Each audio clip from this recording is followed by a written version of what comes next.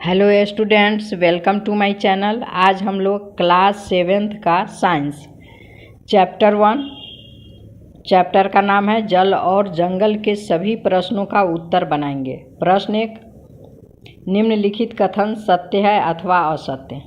क, वर्षा जल का चरम स्रोत है, सत्य। ख, नदियों का जल खेतों में सिंचाई का एकमात्र साधन है, असत्य। ग, जल की कमी की समस्या का सामना केवल ग्रामीण क्षेत्रों के निवासी करते हैं, असत्य। प्रश्न 2 है, रिक्त स्थानों की पूर्ति कीजिए। क, भौम जल प्राप्त करने के लिए खाली स्थान तथा खाली स्थान का उपयोग करते हैं, तो इसमें भरेंगे नलकूप तथा कुआं। जल की 3 अवस्थाएं खाली स्थान और वाष्प है, इसमें भरेंगे बर्फ, जल और वाष्प।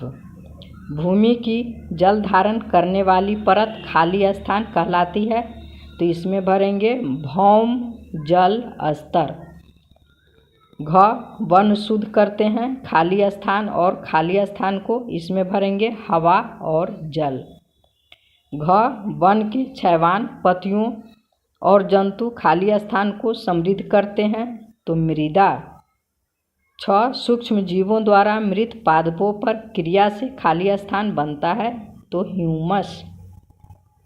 प्रश्न 3 है, समझाइए कि भौम जल की पुनः परिपूर्ति किस प्रकार होती है। उत्तर, जब वर्षा होती है तो वर्षा का पानी पृथ्वी पर गिरती है। जल पृथ्वी पर बने गड्ढों, तालाबों, नदियों में जमा होता है और धीरे धीरे रिसकर पृथ्वी के नीचे गड्ढों में जमा होता है। भूमि के अंदर जल के रिसाव को अंतः स्पंदन कहते हैं। अंतः स्पंदन की क्रिया धीरे धीरे होती है। खेतों के पानी का रिसाव भी जमीन के अंदर होता है।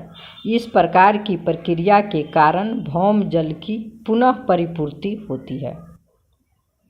प्रश्न 4, भौम जल स्तर के नीचे गिरने के लिए उत्तरदायी कारकों को समझाइए। उत्तर, आज के दिनों में भौम जल स्तर नीचे गिर गया है और गिरता चला जा रहा है। इसका मुख्य कारण वनों की कटाई होना। वनों की कटाई होने से वर्षा कम होती है और भौम जल की पुनः परिपूर्ति नहीं हो पाती।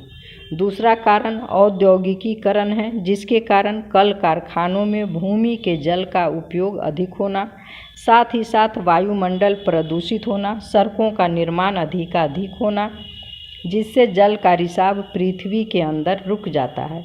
सिंचाई के लिए भौम जल का प्रयोग होना, जल की बर्बादी, जिससे ज़्यादा जलवाष्प बन जाते हैं, तालाबों को खेत में बदलना, जिसके कारण पानी का जमाव न हो पाता है। ये सब कारण से भौम जल का स्तर नीचे गिर रहा है।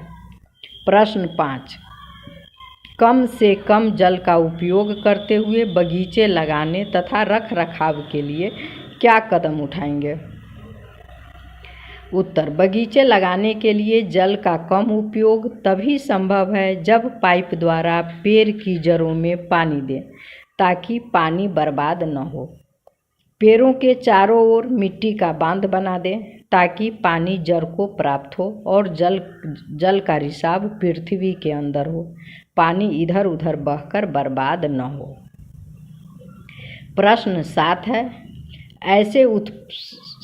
ऐसे 7 उत्पादों के नाम बताएं जो हम वनों से प्राप्त करते हैं। उत्तर, इमारती लकड़ी, फल, ऑक्सीजन, गोंद, लाह, शहद, विभिन्न प्रकार के जंतु। प्रश्न 7 है, वनों में कुछ भी व्यर्थ नहीं होता है, क्यों, समझाइए। उत्तर, वनों में घास जो छोटे छोटे जीवों का भोजन है, जानवरों के लिए वनस्पति भोजन है, सूखी पत्तियां सड़कर ह्यूमस बनाने में सहायता करते हैं, मृत जीव जंतु भी अपघटित होकर ह्यूमस में परिवर्तित हो जाते हैं, ये पौधों के पोषण में सहायक होते हैं। वनों के पौधे कार्बन डाइऑक्साइड ग्रहण करते हैं और ऑक्सीजन छोड़ते हैं।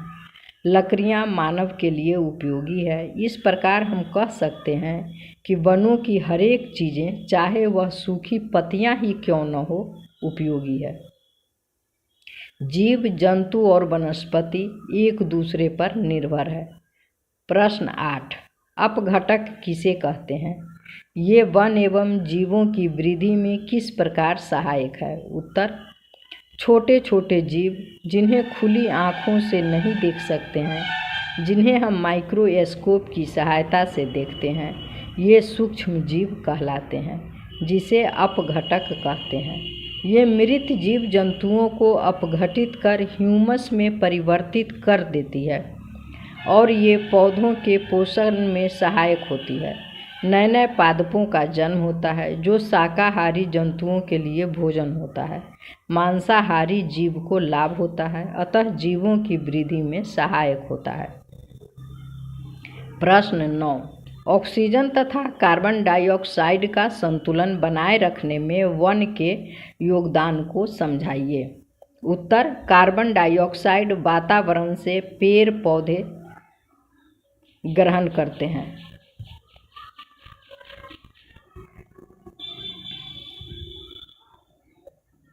सूर्य के प्रकाश की उपस्थिति में अपना भोजन बनाते हैं और ऑक्सीजन गैस छोड़ते हैं, जो वातावरण में चला जाता है और फिर जीव जंतु श्वसन क्रिया के फलस्वरूप ऑक्सीजन ग्रहण करते हैं और कार्बोहाइड्रेट के साथ मिलकर कार्बन डाइऑक्साइड में परिवर्तित होता है। ये क्रिया लगातार चलती रहती है और वातावरण में ऑक्सीजन और कार्बन डाइऑक्साइड संतुलित रहते हैं। यह लेसन समाप्त हो गया। इस लेसन के सभी प्रश्नों का उत्तर बन चुका है। धन्यवाद।